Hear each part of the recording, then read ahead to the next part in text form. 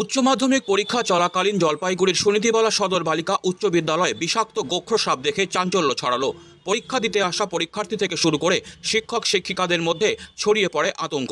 দ্রুত খবর দেওয়া হয় গ্রিন জলপাইগুড়ি স্বেচ্ছাসেবী সংস্থাকে। খবর পাওয়া মাত্রই সংস্থার সাধারণ সম্পাদক অঙ্কুর দাস ও সভাপতি বিনোদ আগরওয়াল বিদ্যালয়ে পৌঁছে যান। সংস্থার সদস্যদের তৎপরতায় উদ্ধার হয় একটি পূর্ণবয়স্ক গোখ্র সাপ। এরপরই বিদ্যালয়ের প্রধান শিক্ষিকা, শিক্ষাকর্মী, ভেন্যু ইনচার্জ ও পুলিশ কর্মীরা স্বস্তির নিঃশ্বাস ফেলেন। অঙ্কুর দাস বলেন, পরীক্ষার মধ্যে এমন একটি বিষাক্ত সাপ দেখে আতঙ্কের পরিবেশ তৈরি হয়েছিল। আমরা দ্রুত সাপটিকে উদ্ধার করে পরীক্ষার্থীদের নিরাপত্তা নিশ্চিত করতে পেরে ভালো লাগছে। সুনীতিবালা সদর বালিকা উচ্চ বিদ্যালয় থেকে আমাদের কাছে খবর আসে যে একটা গোখ্র সাপ স্কুলের যে মাঠ মানে ভিতরে যে কম্পাস সেখানে ঘুরে বেড়াচ্ছে কয়েকদিন ধরেই। তো সেখানে আমাদের খবর পেয়ে আমরা আসি, কারণ এখানে একটা উচ্চ মাধ্যমিক পরীক্ষা চলছে এবং একটা আতঙ্কের পরিবেশ তৈরি হচ্ছিল। আমরা আসি এবং একটা পূর্ণবয়স্ক গোখ্র সাপকে উদ্ধার করি।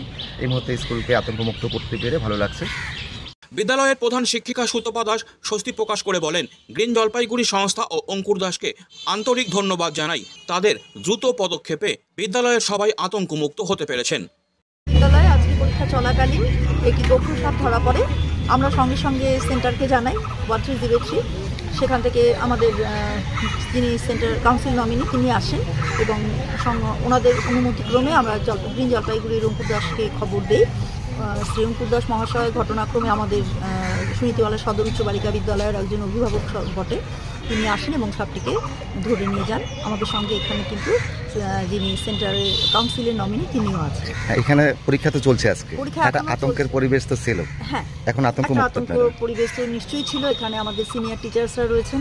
আমরা সত্যিই ভাবছিলাম যে প্রয়োজনে পরীক্ষা হলে পরে বাচ্চাদের পেছনের গেট দিয়ে বের করে দেবো, কারণ সাপ সম্পর্কে সাধারণ মানুষের মধ্যে সচেতনতার সত্যিই অভাব আছে। সাপ এই শব্দটাই যেন আমাদের মধ্যে একটা এখন আতঙ্কমুক্ত আপনাদের। আমরা এখন এদিকে কাউন্সিল ইনচার্জ গৌতম চক্রবর্তী জানান, শুধু উদ্ধার করাই নয়, সাপ সম্পর্কে সচেতনতা বাড়াতে বিদ্যালয়ের বিশেষ শিবির হওয়া প্রয়োজন।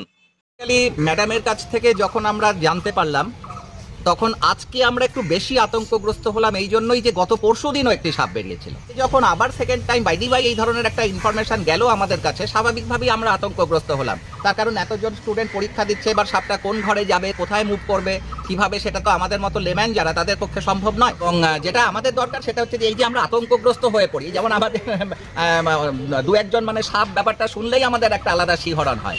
এই ব্যাপারটা যে একটা সাধারণ ব্যাপার, এইটা একটা অ্যাওয়ারনেস ক্যাম্প করাও জরুরি। আমরা আমাদের ম্যাডামকে ইনস্ট্রাকশন দিয়েছি, অনুরোধও করেছি যে আপনাকে ডেকে এনে স্টুডেন্টদের মধ্যে একটা অ্যাওয়ারনেস ক্যাম্প, তাতে কীভাবে আমরা টিচাররাও অনেক কিছু অ্যাওয়ার হতে পারবো, এই ধরনের সিচুয়েশনগুলোতে কীভাবে আমরা ফেস করতে পারবো, এই ব্যাপারগুলো। পরীক্ষা কেন্দ্রের মতো গুরুত্বপূর্ণ স্থানে এমন ঘটনা ভাবিয়ে তুলছে সবাইকে। তবে গ্রিন জলপাইগুড়ির দ্রুত পদক্ষেপ এই পরিস্থিতিকে সামাল দিতে বড় ভূমিকা নিয়েছে, যা প্রশংসার দাবিদার।